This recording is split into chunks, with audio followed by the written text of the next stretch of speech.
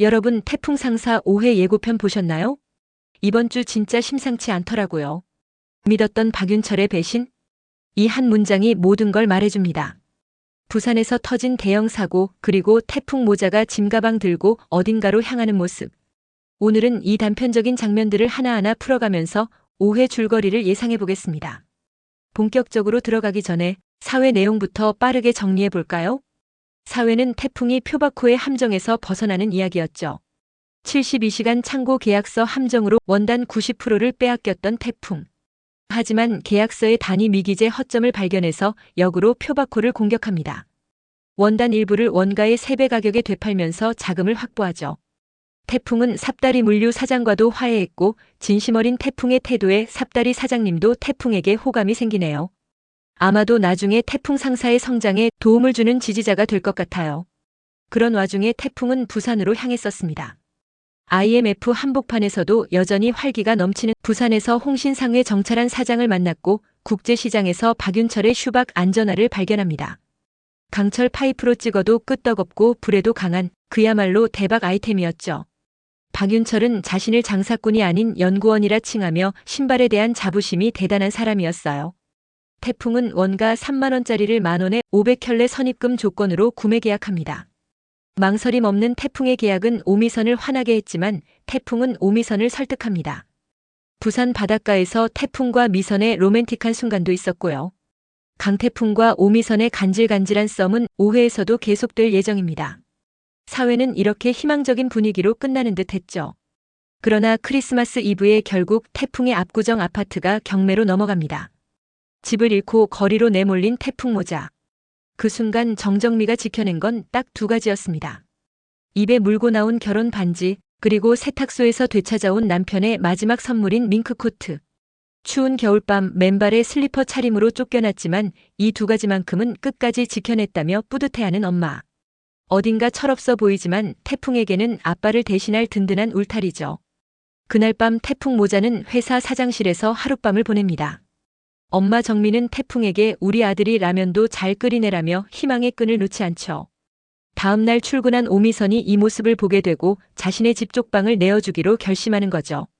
이렇게 해서 태풍과 미선, 2사람의 한집살이가 시작됩니다. 구독과 좋아요 부탁드릴게요. 예고편은 태풍 모자가 짐가방을 들고 힘겹게 달동네를 오르는 모습으로 시작됩니다. 바로 오미선의 집 문 앞이죠. 문 앞에 미선의 어린 남동생 오범이 나타나 또박또박 인사를 합니다. 안녕하십니까? 초등학교 1학년 11반 47번 오범입니다. 이 귀여운 한마디로 어색했던 첫 만남의 분위기가 단번에 녹아내립니다. 세상 물정에 어두운 듯 순수한 정정미, 엉뚱한 매력의 오범, 그리고 치매를 앓고 있는 연분이 할머니. 이 3사람이 만들어낼 케미는 앞으로 드라마 속 웃음 포인트가 될 것 같습니다. 정정미가 안정을 찾으면 태풍도 마음 편히 일할 수 있고요.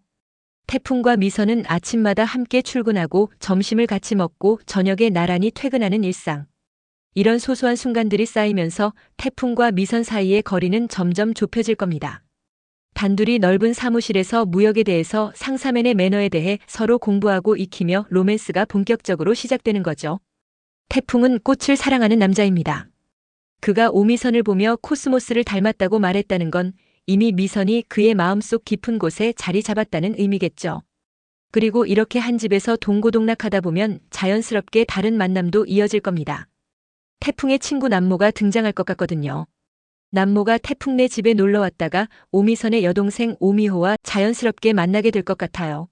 스튜어디스 지망생이지만 현재는 백화점 안내원으로 일하는 오미호, 태풍의 친구 남모와 묘한 케미가 생길 것 같습니다. 이게 또 하나의 러브라인으로 발전할 가능성이 크죠. 그런데 태풍의 주변에 이런 알콩달콩한 이야기만 나오는 건 아닙니다. 예고편에 이어지는 장면은 바로 슈박 안전화 홍보 영상 촬영 현장입니다. 허름한 창고 안 카메라 감독의 구호와 함께 박윤철 사장과 오미선, 그리고 태풍의 친구 왕남모가 숨죽여 지켜보는 가운데 슈박 프로를 쉬는 강태풍이 등장하죠. 그리고 믿기 힘든 장면이 펼쳐집니다. 바닥 가득 깔린 유리 파편 위로 태풍이 그대로 뛰어내린 겁니다. 불길이 일렁이는 세트 속에서 그는 한치의 망설임도 없이 걸어나가며 춤을 추며 슈박의 강도와 내열성을 몸소 증명해냅니다. 이건 단순한 광고가 아닙니다. 태풍 상사 사장 강태풍이 직접 만든 첫 번째 소싱 제품 홍보 영상이자 그가 세상에 내놓는 첫 도전장이죠. 부산 국제시장에서 박윤철 사장이 보여줬던 퍼포먼스를 기억하시나요? 강철 파이프로 두드리고 불로 태워도 끄떡없던 그 장면. 제품의 진가를 말이 아닌 행동으로 증명했던 바로 그 방식입니다. 하지만 태풍은 시장 바닥에 거친 이미지에 압구정 감성을 입힙니다. 거칠지만 세련된 투박하지만 감각적인 영상미. 그래서 택한 장면이 바로 깨진 유리조각 위를 직접 밟고 걷는 퍼포먼스였던 거죠. 슈박 홍보 영상이 공개된 뒤 반응은 긍정적이었습니다. 여러 업체들이 태풍 상사의 신제품에 잇따라 관심을 보이기 시작한 거죠. 끝없이 이어지던 시련 속에서 처음으로 진짜 기회의 문이 열리는 순간이었습니다. 떨려요? 난 하나도 안 떨리는데. 됐다. 이 장면은 아마 기업 미팅을 앞두고 긴장한 오미선을 향해 태풍이 건네는 짧은 응원의 말일 겁니다. 태풍은 회사 대표 자격으로 첫 미팅을 준비하고 미팅장에서 태풍보다 더 긴장하고 있는 미선을 안심시키는 멘트죠. 이건 단순한 미팅이 아닙니다. 태풍에게는 상사맨으로서의 첫 무대, 그리고 미선에게는 팀워크로 만들어낸 첫 도전의 결실이죠. 그들이 마주한 기업의 반응은 분명 긍정적일 겁니다. 비록 계약이 즉시 성사되지 않더라도 태풍 상사에게는 이 미팅이 새로운 전환점으로 남게 될 테니까요. 그리고 바로 이 순간 슈박세이프는 태풍 상사의 이름을 세상에 알린 첫 번째 성공작으로 기록될 예감을 짙게 남깁니다. 이 예상에는 분명한 근거가 있습니다. 사실 그 단서는 이미 사화에서 살짝 드러났죠. 태풍이 슈박 공장을 둘러볼 때 박윤철 사장이 직원들에게 이런 거 그만하라고 말하던 장면 기억나시나요? 그때 카메라가 잠깐 비춘 신발 안쪽, 거기에 적혀있던 작은 글씨, 바로 최고의 품질을 이라는 문구였습니다. 이건 단순한 디테일이 아닙니다. 1985년 첫 번째 나이키 에어조던 1이 세상에 나왔을 때 그 일부가 한국 부산 공장에서 생산된 사실이 있죠. 수십 년 후 한 수집가가 조던 1의 밑창을 분해하다가 그 안에서 최고의 품질을 이라는 한글 문구를 발견했다는 전설적인 일화가 있습니다. 스니커즈 마니아들 사이에서는 지금도 한국 조던의 전설로 불립니다. 누가 새겼는지는 아무도 모릅니다. 하지만 그 6글자는 그 시대 한국 장인들의 자부심과 진심을 상징하는 문장이 되었죠. 그 문구는 나중에 실제로 양말로도 재탄생하며 최고의 품질이라는 가치가 한국인의 손끝에서 태어났음을 상기시켰습니다. 태풍 상사의 이 장면은 바로 그 전설에 대한 오마주였습니다. 그렇다면 이 미팅을 진행하는 그 회사 역시 단순한 국내 중소업체가 아닌 글로벌 브랜드, 어쩌면 나이키 같은 대형 스포츠 브랜드일 가능성이 높아 보입니다. 최고의 품질을. 그저 신발 안쪽에 적힌 한 줄의 글씨였지만 그 안에는 한국 제조업의 혼이 담겨 있었죠. 그리고 이제 그 정신이 태풍 상사를 통해 다시 한번 세상으로 나아가려는 듯합니다. 결국 이 미팅이 슈박 프로를 태풍 상사의 첫 번째 히트 상품으로 만드는 결정적 출발점이 되지 않을까 기대하게 됩니다. 미팅은 성공하고 제품 납품 계약을 하게 됩니다. 첫 판매 계약이 성사 직전까지 이어질 것입니다. 오미선이 은행에서 슈박 명의로 송금을 완료하고 텅 빈 창고에 홀로 앉아있는 장면이 이어지죠. 하지만 시간이 지나도 신발은 도착하지 않습니다. 이상한 낌새를 느낀 태풍은 곧장 부산으로 향합니다. 정찰안과 함께 슈박 공장에 도착하지만 공장은 이미 멈춰있고 기계도 사람의 기척도 없습니다. 그리고 그곳에서 피투성이가 된 박윤철을 발견하죠. 그는 겁에 질린 얼굴로 연신 사과만 되풀이합니다. 죄송합니다. 죄송합니다. 정찰안이 참다 못해 따집니다. 네 설마 건달들 돈까지 손댔나? 사실 박윤철 사장은 안전화 개발에 모든 걸 걸었던 인물이었습니다. 하지만 백화점 대형 주문 7,000켤레가 IMF 여파로 한순간에 취소되며 자신의 회사도 부도 직전이었죠. 자금이 막히자 그는 공장을 살리기 위해 결국 사채에 손을 댔습니다. 그래서 원가 3만 원짜리 신발을 선입금만 해주면 10,000원에 드리겠다라고 태풍에게 제안했던 겁니다. 그건 거래가 아니라 절박한 SOS 신호였습니다. 하지만 태풍의 선입금 500만 원은 결국 모두 사채업자에게 넘어가고 말았죠. 태풍이 울분에 차묻습니다. 내 돈은요? 내 돈 어딨어요? 박윤철의 대답은 냉혹했습니다.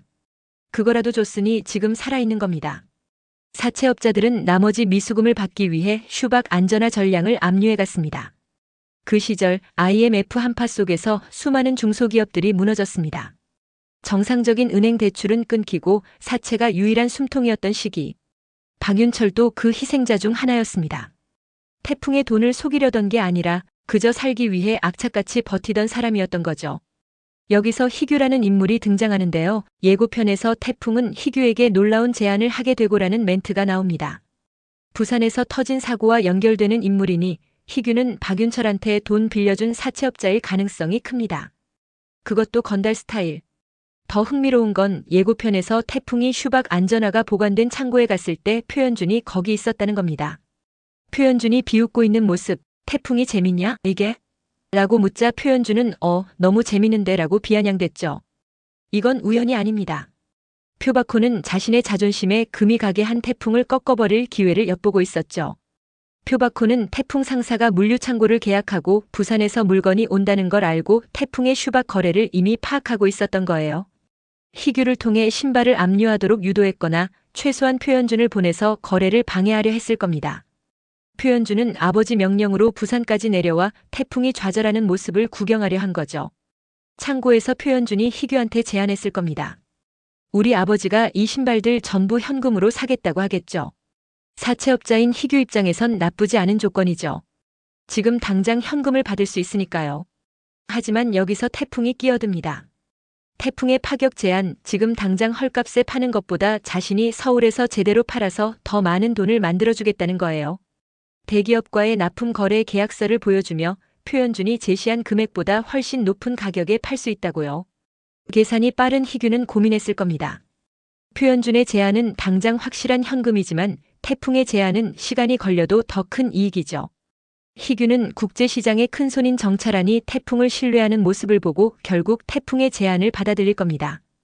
이자를 받아야 안 되나라는 대사는 희규라는 인물이 태풍과의 협상 과정에서 이자를 요구하는 대사로 보입니다. 앞으로의 전개를 예측해보면 태풍은 결국 정찰안의 손을 잡게 될 가능성이 높습니다. 부산 국제시장을 움직이는 실세인 정찰안이 서울의 표바코와 맞서는 축으로 서게 되는 구도가 그려질 것 같아요. 그리고 흥미로운 점은 사채업자 희규 역시 단순한 악당이 아니라는 겁니다.